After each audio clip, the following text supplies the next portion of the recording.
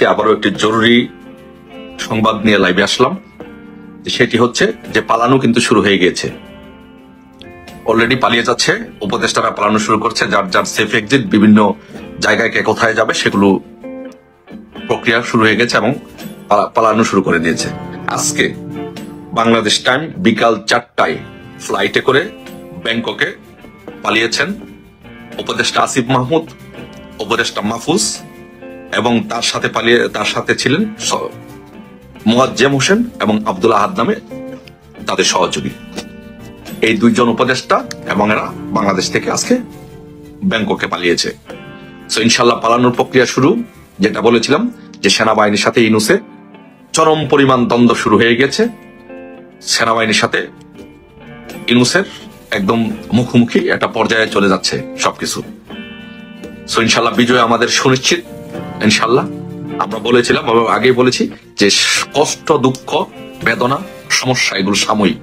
রাজনীতি করতে হলে 111-এর মধ্যে এরকম পরিস্থিতি সৃষ্টি হবে, এরকম ঘটনা হবে, এগুলো কোনো বিষয় না। এগুলো মাথায় রাখতে হবে, এগুলো মাথায় রেখেই আমাদের রাজনীতি করতে হবে। এগুলো সাময়িক বিষয়, কোনো সাময়িক বিষয়, এগুলো কোনো অ্যাক্সিডেন্টই, এগুলো কোনো বিষয় না, এগুলো বাদ। বিজয় ইনশাল্লাহ আমাদের সুনিশ্চিত।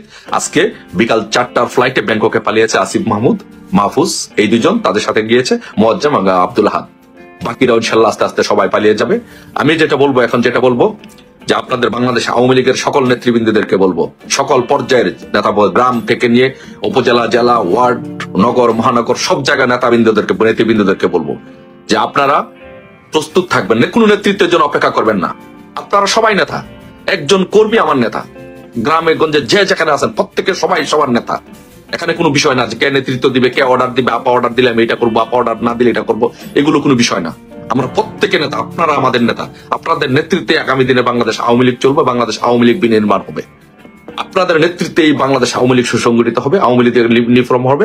আওয়ামী লীগ আগামী দিনে প্রধানমন্ত্রী করে বাংলাদেশের রাষ্ট্রীয় ক্ষমতা চালাবে। আপনারাই হচ্ছেন প্রত্যেকটি, যারা আপনারা নেতৃবৃন্দ আছেন, কর্মী আছেন, আপনারাই নেতা।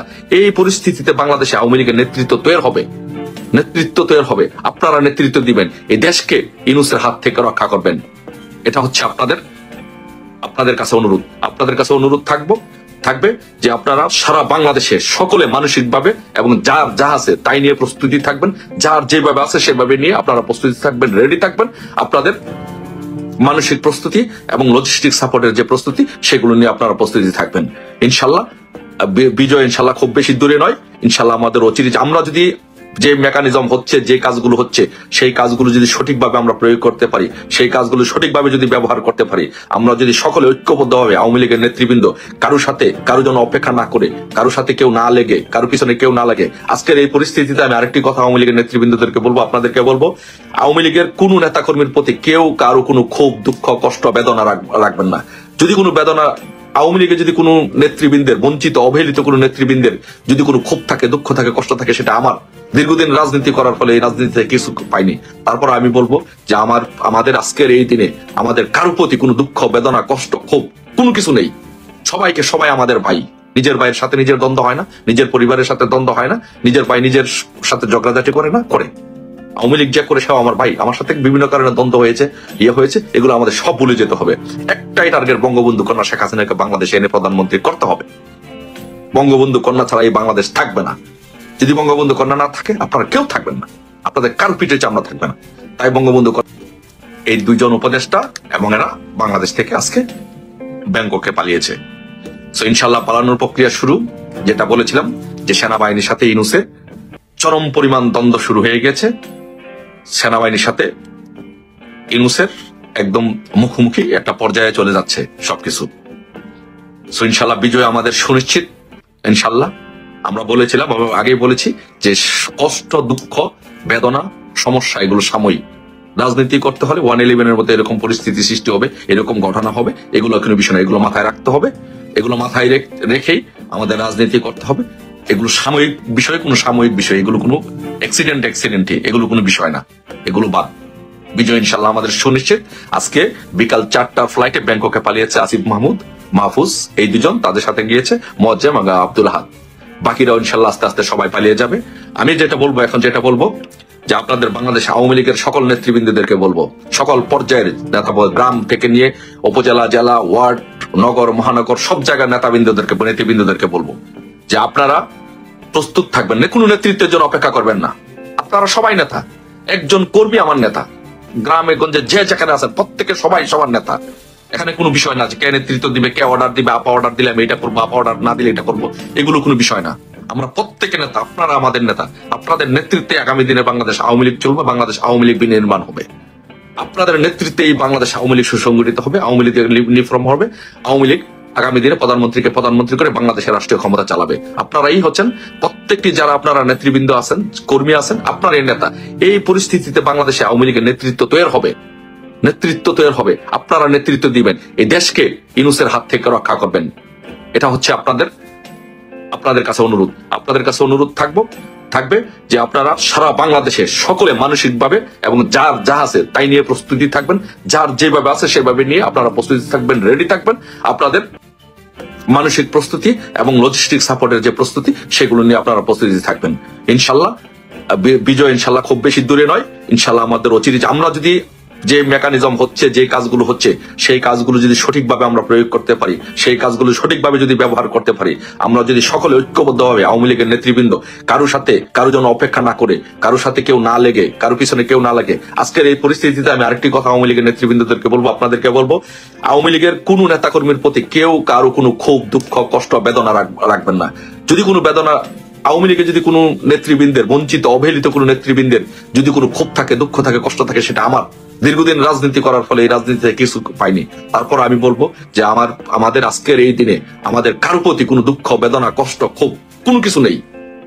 সবাই আমাদের ভাই।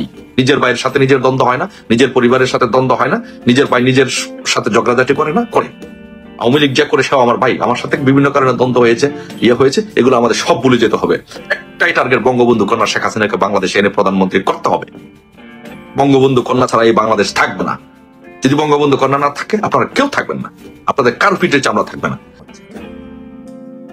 বাংলাদেশের রাজনীতিতে আজকের যে ঘটনাটি, যে সেটি হচ্ছে যে আসলে রাজনীতিতে স্পেসিফিক প্রেডিকশন করাটা বা রাজনীতির স্পেসিফিক কথা বলাটা ডিফিকাল্ট হয় এই কারণে যে রাজনৈতিক অবস্থার পরিবর্তন হয়, সময়ে সময়ে ক্ষণে ক্ষণে পরিবর্তন হয়। এর মধ্যে যে কতগুলো পূর্বের সিচুয়েশন ছিল, বহাল ছিল, তার মধ্যে নতুন একটি মাত্রা যোগ হয়েছে। যে পূর্বের বিষয়গুলো ছিল যে শেখ হাসিনা বাংলাদেশে পুনর্বহাল হতে পারে, আওয়ামী লীগ সরকার পুনর্বহাল হতে পারে। এটা একটা খুব জোরালো একটা অপশন। তারপরে যদি এই অপশন কাজ না করে, তারপরে নির্বাচন হতে পারে অথবা ইউনূস হটা আন্দোলন হতে পারে। এই অপশনগুলো ছিল। তার মধ্যে নতুন একটি মাত্রা যোগ হয়েছে গতকালকে থেকে, যে আলোচনা হচ্ছে ক্যান্টনমেন্টে, যে সেনাবাহিনী বেসিক্যালি চাচ্ছে যে নির্বাচন দিয়ে বের হয়ে যেতে, তারা সেই দায়টা নিতে চাচ্ছে না। সেই জন্য তারা ইউনূস যেহেতু নতুন এই পদ্ধতিটা মানছেন না, ইউনূস যেহেতু এই ক্ষমতায় থাকতে চাচ্ছেন, তার ক্ষমতা দীর্ঘায়িত করতে চাচ্ছেন, নতুন রাজনৈতিক দল করে তাদের সাথে থাকতে চাচ্ছেন, তার ক্ষমতাকে দীর্ঘায়িত করতে চাচ্ছেন, সেই জন্য সেনাবাহিনী এই দায়টা নিতে চাচ্ছে না। কারণ সেনাবাহিনী দিন শেষে মনে করে যে আওয়ামী লীগের বিরুদ্ধে গিয়ে বা আওয়ামী লীগ বিএনপি এই দুইটা রাজনৈতিক দলের বিরুদ্ধে গিয়ে টিকে থাকা সম্ভব নয়। টুডে অর টুমোরো তাদের যে, আপনি যদি প্রেসিডেন্ট দেখেন, যে তাদের পূর্ব যে আগের অতীত ইতিহাস যদি দেখেন, যে সেনাবাহিনীর অতীত ইতিহাস ভালো নয়। যারাই অকাম কুকাম করেছে তাদের সবাইকে কঠিন শাস্তির মুখোমুখি হতে হয়েছে। দেখেন আজকে মঈনুদ্দিন ফখরুদ্দিনের অবস্থা দেখেন, বা তাদের পূর্বে যারা ছিল তাদের অবস্থা দেখেন যে কি হয়েছে। তো সেই ইতিহাস থেকে শিক্ষা নিয়ে সেনাবাহিনী চায় না যে রাজনৈতিক দল, বিশেষ করে আওয়ামী লীগ বিএনপির মতো বড় রাজনৈতিক দলগুলোর সাথে তারা দ্বন্দ্বে জড়াতে চায় না, কারণ অবশ্যই তারা পানিশমেন্টের মুখোমুখি হবে। তো সেই জন্য যেটা করতে চাচ্ছে, যে ইউনূস চাচ্ছে ক্ষমতা থাকতে, সেনাবাহিনী চাচ্ছে নির্বাচন দিয়ে দিতে। এই দুই দ্বন্দ্বের মধ্যে গতকাল রাত্রে কিন্তু সেনাবাহিনী ক্যান্টনমেন্টের ভিতরে কিন্তু গুলির শব্দ শোনা গিয়েছে, গুলির আওয়াজ শোনা গিয়েছে। সেনাবাহিনীর ভিতরে প্রচন্ড পরিমাণে 2-3টা গ্রুপ সক্রিয়, তা যে কোনো মুহূর্তে সেই 75-এর মতো বিদ্রোহ পাল্টা বিদ্রোহ, অভ্যুত্থান পাল্টা অভ্যুত্থান, এগুলোর মতো সিচুয়েশন হতে পারে। সেই সিচুয়েশন এড়ানোর জন্য, দেশকে নির্বাচনমুখী করার জন্য সেনাবাহিনী, বিশেষ করে ওয়াকারুজ্জামান চাচ্ছেন যে নির্বাচন দিয়ে উনি বের হয়ে যেতেন। কিন্তু ইউনূস যেহেতু উনি চারিত্রিক বৈশিষ্ট্য হচ্ছে ফ্যাসিস্ট, যেহেতু উনি বাংলাদেশে জঙ্গিবাদকে উত্থান করতে চান, জঙ্গিবাদকে মদত দিতে চান, জঙ্গিবাদী স্টাইলে রাষ্ট্রটা চালাতে চান, সেই জন্য উনি চান যে উনি থাকতে রাষ্ট্র ক্ষমতা দখল করে রাখতে। কিন্তু সেনাবাহিনী সেটা চাচ্ছে না, যার জন্য সেনাবাহিনীর সাথে ইউনূসের দ্বন্দ্বর আকারটা ডে বাই ডে প্রকট আকার ধারণ করছে। তো সেই প্রেক্ষাপট থেকে নতুন আপডেট হচ্ছে যে সেনাবাহিনী চাচ্ছে একটি নতুন তত্ত্বাবধায়ক সরকার ঘোষণা করতে, নতুন তত্ত্বাবধায়ক সরকার এনে তাদের অধীনে নির্বাচন দিয়ে তারা বের হয়ে যেতে। আর সেই জন্য একজন সাবেক মন্ত্রীর, প্রভাবশালী মন্ত্রীর ছেলেকে, কনফিডেন্সিয়াল রিজনের নামটা বললাম না, হয়তো আপনার এর মধ্যে অনেকে বুঝে গেছে, তাকে প্রধান উপদেষ্টা করে বিএনপি থেকে কিছু নিয়ে, আওয়ামী লীগ থেকে দু একজন নিয়ে এবং অন্য অন্য রাজনৈতিক দল থেকে নিয়ে, সিভিল সোসাইটি, সেনাবাহিনী দল থেকে কিছু সেনাবাহিনীর থেকে সাবেক কিছু অফিসারদেরকে নিয়ে একটি নতুন তত্ত্বাবধায়ক সরকার গঠন করে তারা নির্বাচন দিতে চাচ্ছে। এখন দেখার বিষয় যে সেটা কিভাবে আগায়, কতটুকু আগায়, কতটুকু সফল হয়, সেটা বাংলাদেশ আওয়ামী লীগ কতটুকু মানে বা বিএনপি কতটুকু মানে সেটা দেখার বিষয়। But at the moment update হচ্ছে যে নতুন মাত্রা রাজনীতিতে যেটা যোগ হয়েছে যে ইউনূস আর থাকছেন না। এই যে জঙ্গি উপদেষ্টা মাহফুজ, আসিফ, নাহিদ, ওরা থাকছেন না, ওদের chapter day by day close হয়ে যাচ্ছে। যেই কোনো মুহূর্তে ওরা এমন হতে পারে যে ওরা অ্যারেস্ট হয়ে যেতে পারে। ওরা যদি বাড়াবাড়ি করে, ওরা তো বাড়াবাড়ি করবে, ওরা অ্যারেস্ট হয়ে যেতে পারে, ইউনূস আউট হয়ে যাবে, আর নতুন তত্ত্বাবধায়ক সরকার আসছে। আমরা সেই সময়ের জন্য, সেইটুকুর জন্য আমরা অপেক্ষা করছি। দেখা যাক সেই নতুন তত্ত্বাবধায়ক সরকারে কারা আসছে। আর যদি সেটি ফেল করে, তাহলে অপশন হচ্ছে সেনাবাহিনী ক্ষমতা নিয়ে নিতে পারে, সেটাও আরেকটা অপশন। সো দেখা যাক, এখন আমরা অপেক্ষায় আছি যে বাংলাদেশ ক্যান্টনমেন্টের ভিতরে প্রচন্ড পরিমাণে এগুলো নিয়ে ঝামেলা হচ্ছে, এগুলো কোন দিকে মন নিচ্ছে, এগুলোর জন্য আমরা অপেক্ষা করছি। আপনারা সবাই অপেক্ষা থাকুন, ইনশাল্লাহ বিজয় আমাদের সুনিশ্চিত। যে কোনো ফরম্যাটই আসুক, যাই আসুক না কেন, আমাদের মাঠে প্রস্তুতি নিয়ে থাকতে হবে। কেউ আমাদেরকে ক্ষমতা বসিয়ে দিতে পারবে না। বাংলাদেশের জনগণকে আমাদেরকে ক্ষমতা বসাইতে হবে, আমরা জনগণের জন্য কাজ করতে হবে, আমাদের রাজপথে থাকতে হবে। বঙ্গবন্ধু কন্যা নির্দেশের জন্য সকলে অপেক্ষা করুন। নির্দেশ দেওয়ার সাথে সাথে ইনশাল্লাহ সবাই রাজপথে নেমে পড়ুন। জয় বাংলা, জয় বঙ্গ।